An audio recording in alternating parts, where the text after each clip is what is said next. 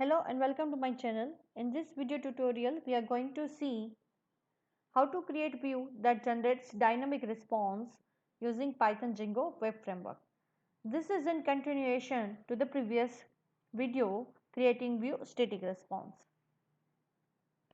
So to create a dynamic response, I would like to create another view which gives a greeting message based on the time. If it is a morning, it should display the message good morning, good afternoon, good evening according to the time frame.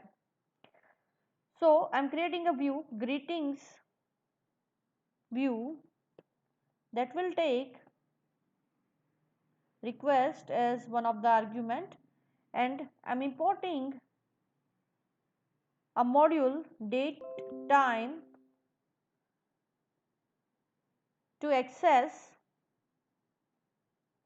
the current date as well as the timestamp in hour, minute, second, HHMM, SS.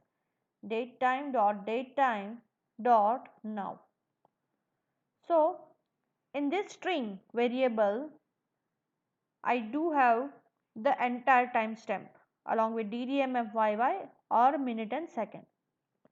I am taking a variable message. Right now it is empty, and we'll check s dot r will return me the hour.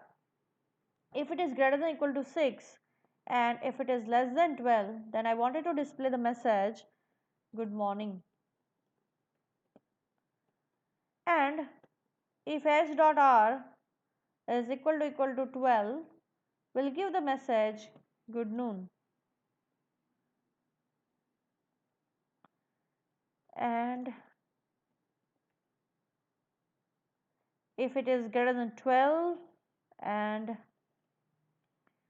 less than or equal to 16, so in 24-hour format, then we'll display the message good afternoon.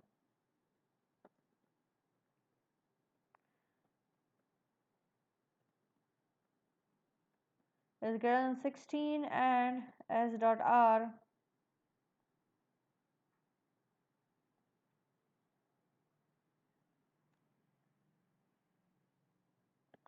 so we'll be display the message good evening.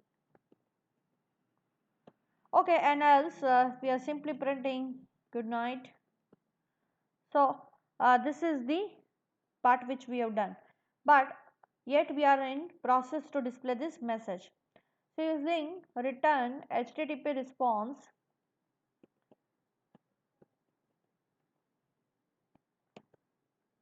I'm going to display the message according to the time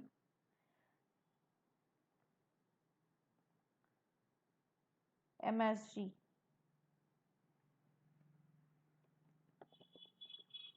So welcome and the greeting message. So this is what we have done in the views.py file. Now it is a time to map it with the URL pattern. Make sure put a comma at the end. I have copied the entire statement. Now I will determine the greetings is the URL pattern that will be used to access a greetings view. So in my views.py file, the name of this view is greetings view. So I will take the name and will paste it here, greetings view, and here also the greetings view. So we are done with the urls.py file in the application level. Now there is no need to do the changes in your urls.py at project level, because as I've said, it is just a one time stating that you have to do. So we are done with this part. Let us see. The server has been reloaded, so I'll go to this particular thing, and here I will write greetings. The URL pattern that we have determined here, recall that the URL pattern that we have determined here is a greetings. So that I will take it here, and here the MSG, the static message is generated. It's because the MSG is the variable. So we have to do this particular thing. So now as the server will reload, you will be able to see the message according to the timestamp.